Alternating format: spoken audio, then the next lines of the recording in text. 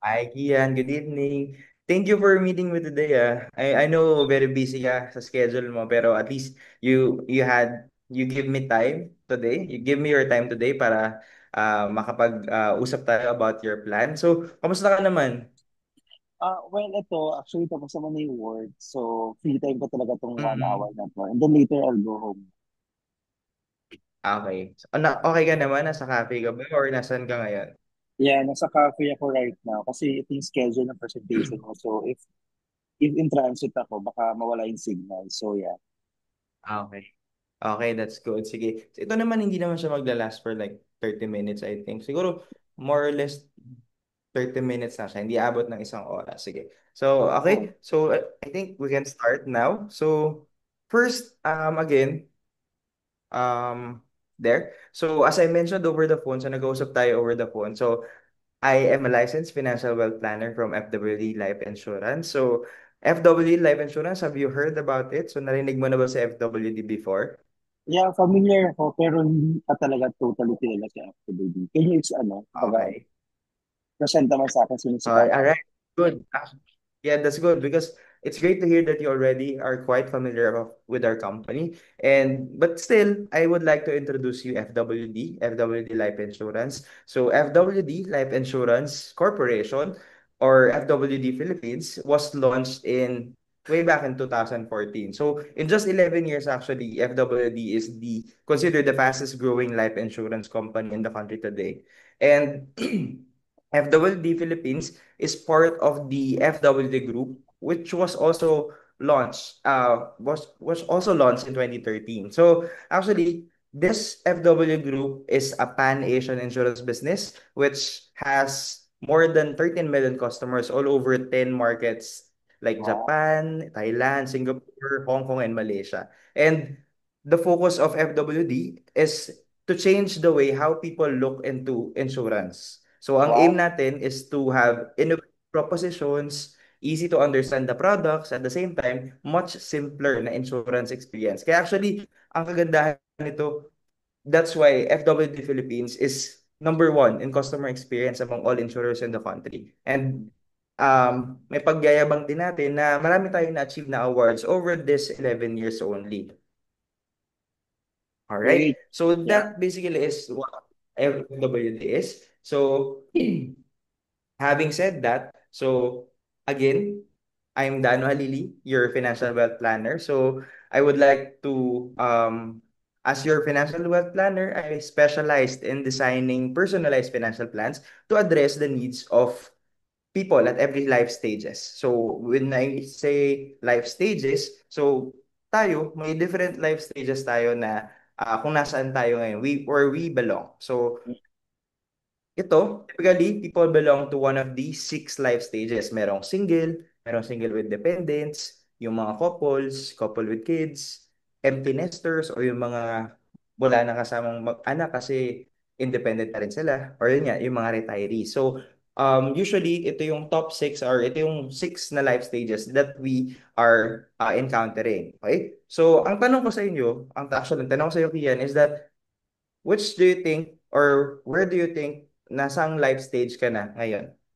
Actually, alam mo naman, single tayo ngayon. So, and wala pa naman tayong dependent. So, I think yan, yung first step, first Okay, so stage. yung first.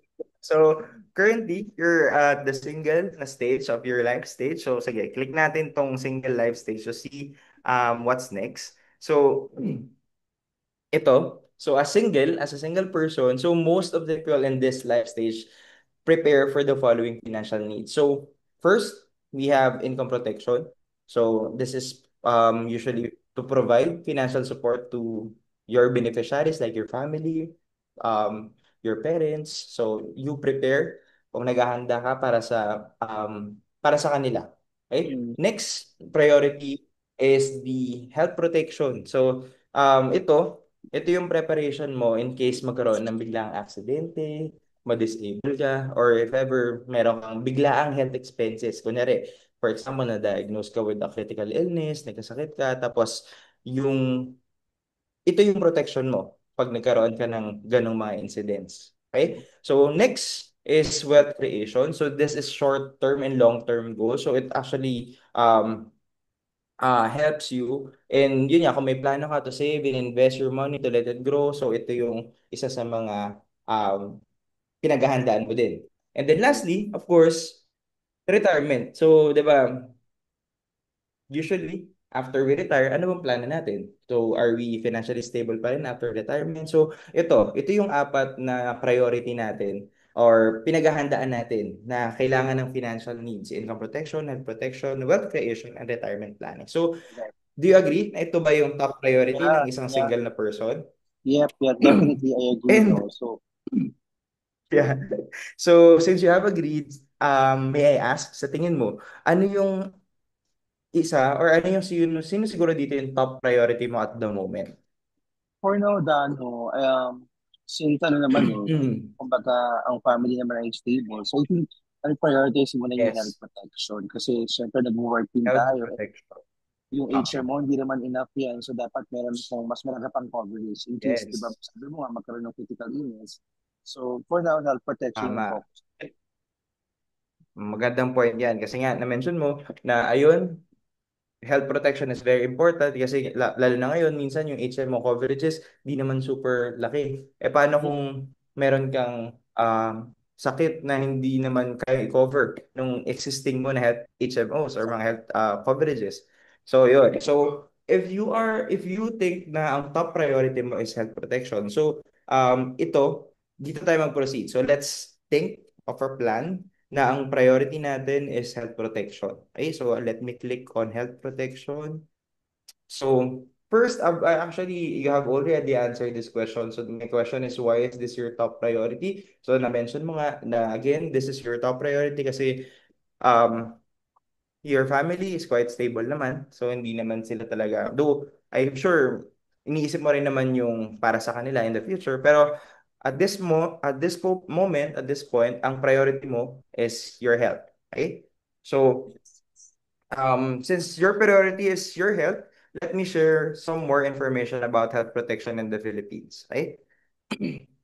So health protection. So, in the Philippines, according to the PSA or the Philippine Statistics Authority, ito yung top three na leading causes of death in the country. We have heart diseases, cancer, and stroke. And according sa statistics na yan, actually kapag nagkaroon ka ng isa dyan sa mga sakit na yan, you would need at least 1 million para Correct. ma-cover yung expenses. Actually, even more, di ba? Even more. Hindi, cancer, napakamahal ng sakit niyan. Heart diseases, minsan kapag nangyari yan, one time, big time, di ba? So, ito yung mga medyo super deadly talaga. Cancer, medyo bibigyan ka pa ng oras, pero depende kung anong oras or anong stage ka ma-diagnose. Stroke, ganun din yan. So, medyo baka one time, big time lang din yan. Or even after you experience stroke, baka after nun, hindi ka na talaga functional, di ba? Or hindi ka na kaya magtrabaho and so on. Mm-mm. So yan. So again, having said that, many Filipinos are still uncertain if they can afford medical expenses. Naniniwala ka ba doon? Yeah, yeah. Actually, dito sa Pilipinas, pagka nakasakit ka, my God, talagang kung wala kang enough Mhm. coverage or money, mawawala ka na lang talaga. Oo. Tama. So, ayun. So, actually, according din sa statistics, half of healthcare expenses in the Philippines are paid by our own pockets. So, sabi mo nga kanina, yung mga health HMOs, mga coverages, minsan hindi talaga sila enough para ma-cover yung mga illnesses na pwede nating ma-diagnose tayo, di ba? So, sabi rin sa survey, 2 out of 5 Filipinos who get hospitalized are are using their savings. So yung mga natabi mo over the years, nagtrabaho ka, lahat yan, mauubos yan kapag nagkaroon ka ng sakit. And True. yun nga, kung maubos man yan, naubos yung savings mo, syempre, ang last resort natin is to borrow from our family or friends. So yun yung usual na nangyayari kapag nagkakaroon ka ng sakit dito sa Philippines. Actually, even other countries, ganyan din naman yung reality. Di ba? Correct. Yes. So, with this reality, again, now let me ask you this question. So, anong tanong yun?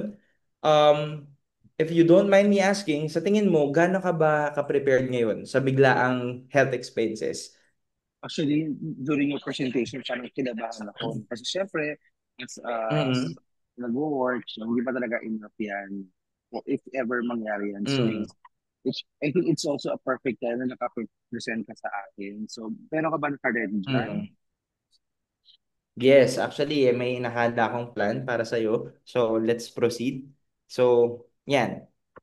Pero before that, sa tingin mo ba, if ever man na mangyari na ma-diagnose ka or magkaroon ng ganong, ng critical illness, yun to, ano sa tingin mo yung magiging consequence kung hindi ka naman pala prepared? So, number one, syempre, maubos yung savings mo na nilalaan mo sa goals mo in Correct? life. So, syempre, nasa 30s na tayo. So, nangangarap din tayo na Mm, makapagpundar on tama. our own. At wala din naman talaga tayong choice. No? Iba yung sasakyan, yung bahay. Yes. Kailangan mo talaga isang or event para din naman.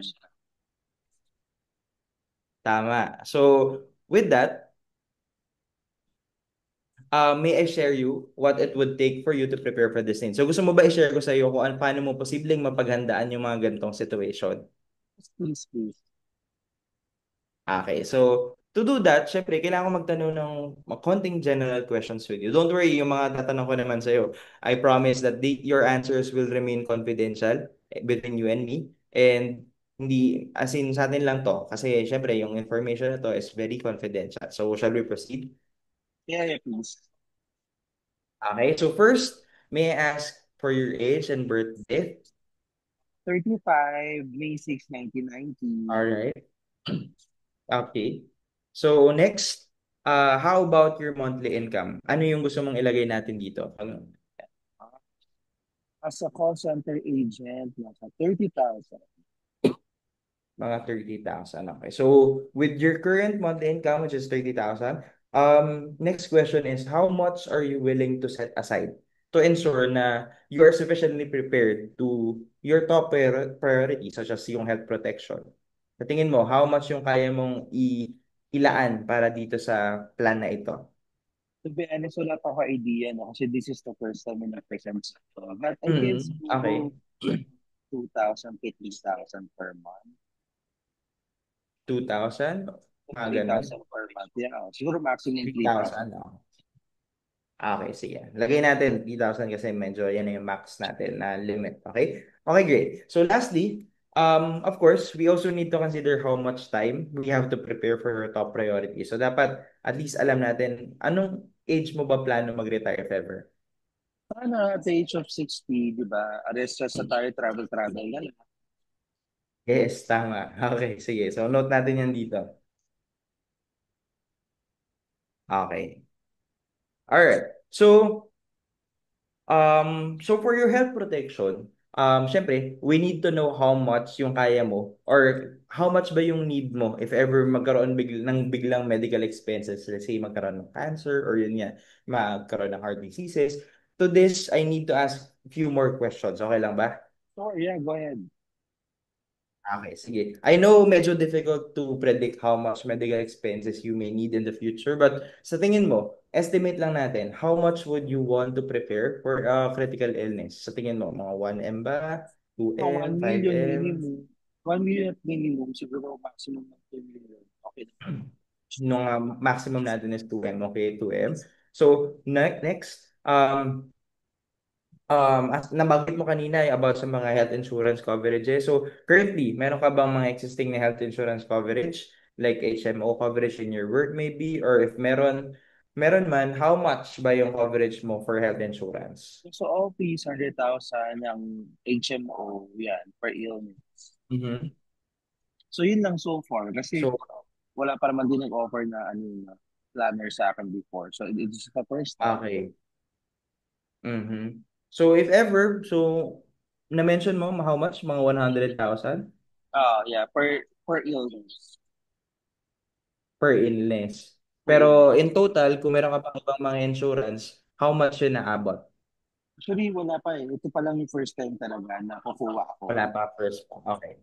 So kung first mo yun, sige, let's note na you have 100,000 insurance for your health, HMO sa work. So if we compute, again, you've mentioned na you need, estimate natin mga 2 million as medical expenses just in case ma-hospitalize ka ng isang due to critical illness.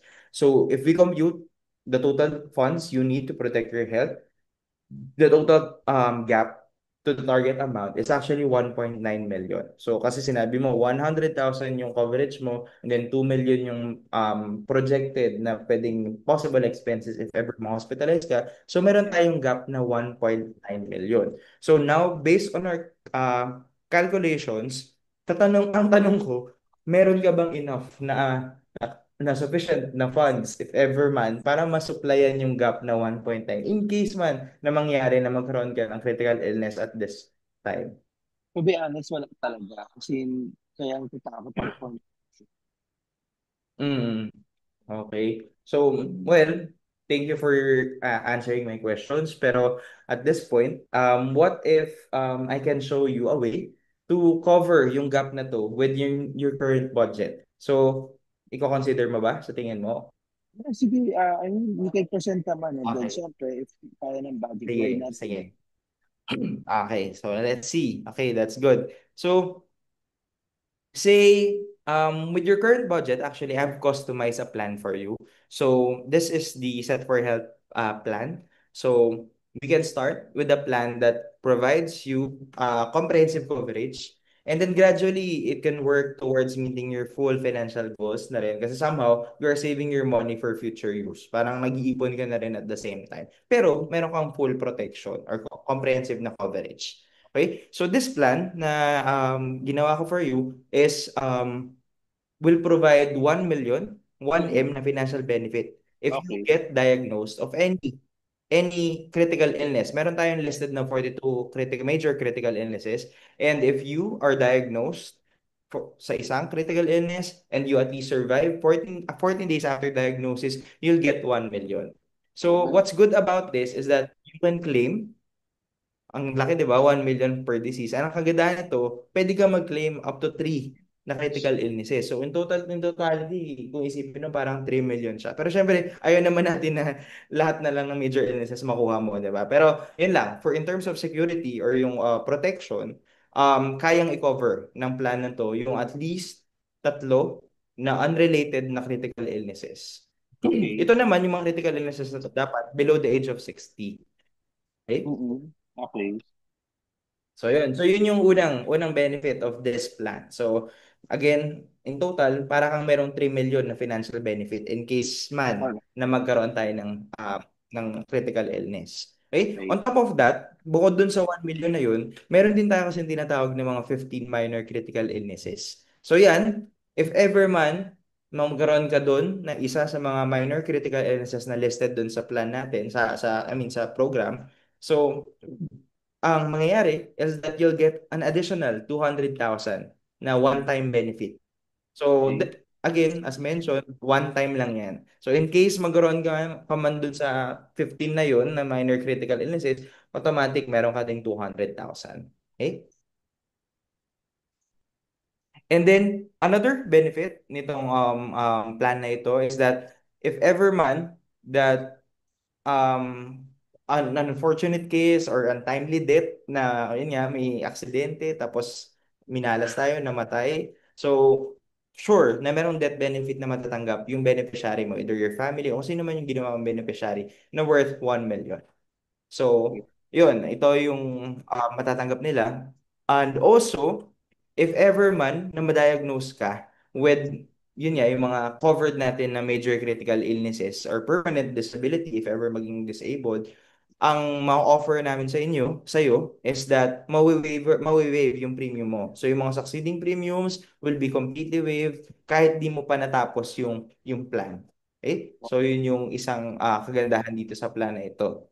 Okay? Or, if ever na-reach mo yung, let's say, age of 75, and then never ka na-claim ng mga critical illnesses, wala Mm-mm. kang no major critical illness, wala ding minor critical illness, we will guarantee you to give all the premiums we've paid back to you. So, babalik namin yung premium na nabayad mo. So, somehow, isipin mo kung hindi ka nagkasakit, walang critical illness, naipon yung pera mo. So, at the age of 75, ibabalik namin lahat yun sa'yo. Oh, Okay? that's good, So, ah.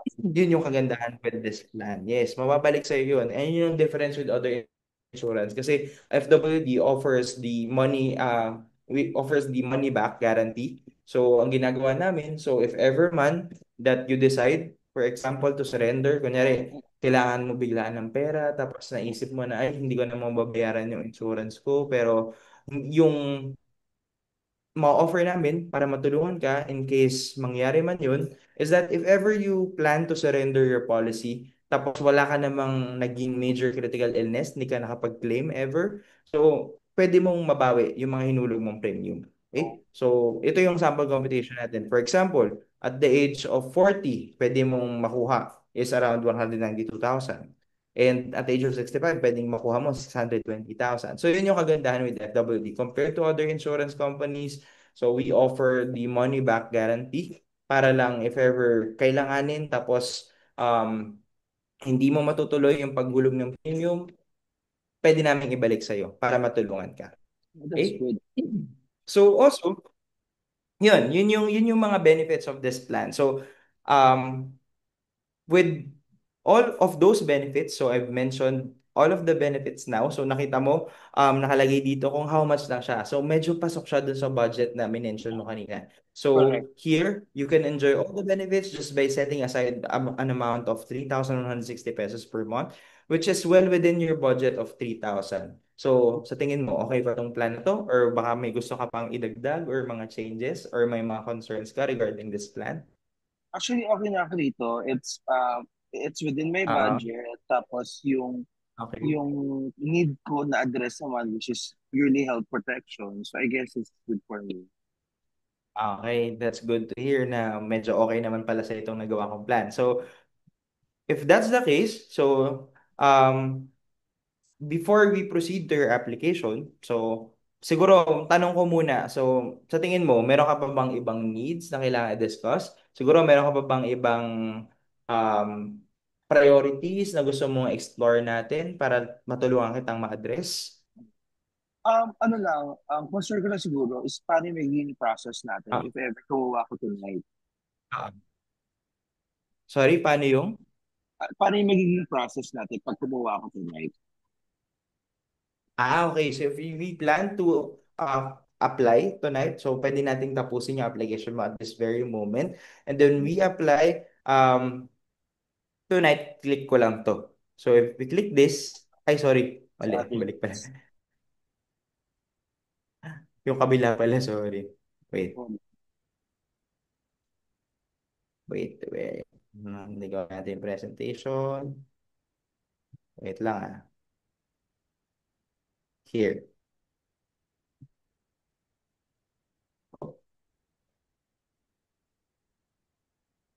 Yan. Wait. Just go to the last slide. Actually, patapos na tayo dun sa presentation. Yan. Ito. Okay. Yeah. So going back, so kung gusto mo na mag-apply tonight, so pwede na natin i-proceed yung application mo. We will just have to click to this link and then yan, dahil nagustuhan mo naman yung proposal ko that I've made, let's proceed to your application. So ang hingin ko lang sa iyo is meron ka bang valid ID dyan? Yeah, meron naman. Yes, if you have a valid ID, siguro another kailangan ko malaman na information for you is do you have a preferred method of payment? Siguro gusto mo Ano ba? ba is yung marami kasi tayo payment, pwedeng kung gusto mo online payment, over the counter, check or credit card, pwede ring auto debit para lang ma-select natin kung ano yung best mode of payment na gusto mo for your premiums. Okay ako for credit card. Credit card, okay, sige, sige. So, now, with all those information, you have your ID and you have the payment method. So siguro, let us proceed with your application by filling out an application form. So okay ka lang ba mag-fill out with an application form? Let's go. Okay, sige. So, yan. So, ito, after you filled out, so yan, finally, natapos na natin yung pag-fill out ng application form. So there you have it. We have completed your application, so na-send ko na rin siya, and I would like to congratulate you on taking the steps towards achieving your financial goal. So what happens next? Anong susunod na mangyayari? Again, I will update you regarding the status of your application. So I will let you know kapag approved na or kapag meron pang other requirements na hihingin sa'yo o para mag-comply. Okay? Also, I will let you know kapag yung policy mo is already available or kailan mo sa start yung coverage. Kasi syempre, makakatanggap ka naman ng mga updates, real-time updates sa FWD through your email. Pero Yeah, once your application is approved, of course, I will call you. Tatawagan kita and then we will discuss the details of your policy. Okay lang ba yun? yeah, yeah. Sige, please let me know. Okay, so thank you again and congratulations on your protection. And do you have any further questions or clarifications? Kung meron man in the future, ayun, you can contact me. Pwede mo naman akong tawagan or text or Viber anytime. Kapag may concerns ka, I'm more than willing to assist you. Yun lang. Ay, actually, yeah. I'll message you pag may mga needs.